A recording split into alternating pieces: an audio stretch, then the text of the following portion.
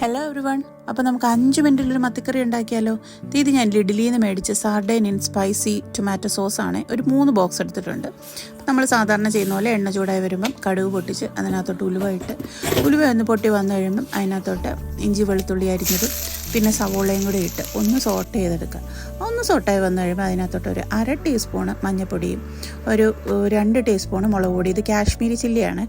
എന്നിട്ട് അതൊന്ന് സോട്ട് ചെയ്തെടുക്കുക. ഒന്ന് സോട്ടായി വന്നു കഴിയുമ്പോൾ അതിനകത്തോട്ട് ഒരു ഇച്ചിരി കുറച്ച് ചൂടുവെള്ളം, ഒരു 1/2 കപ്പ് ചൂടുവെള്ളം ഒഴിച്ച് കൊടുത്താൽ മതി കേട്ടോ. നമുക്ക് കാരണം ഈ മത്തി നല്ലതുപോലെ വെന്ത മത്തിയാണേ, അപ്പോൾ അതുകൊണ്ട് നമുക്ക് ഇത് തിളപ്പിച്ച് വേവിക്കേണ്ട ആവശ്യമില്ല. അപ്പോൾ ഒന്ന് ചൂടായി വന്നു കഴിയുമ്പം നമ്മുടെ മത്തിക്കുട്ടന്മാരെ എടുത്ത് അതിനകത്തോട്ട് ഇടുക. അതെ, നിങ്ങൾക്ക് കാണാൻ പറ്റും, നോക്കിയേ എന്ത് സൂപ്പറാണ്. ആ സോസും നല്ല ടേസ്റ്റായിരുന്നു കേട്ടോ. ഒരു 2 മിനിറ്റ് തിളച്ച് കഴിയുമ്പോൾ ആ ഫ്ലെയിം ഒന്ന് ഓഫാക്കുക. നല്ല അടിപൊളി ടേസ്റ്റിലുള്ള സൂപ്പർ മത്തിക്കറി കിട്ടും കേട്ടോ. കപ്പയുടെ കൂടെ ചോറിൻ്റെ കൂടെയൊക്കെ നല്ല ടേസ്റ്റാണ്, ഒന്നും പറയാനില്ല. ഒരു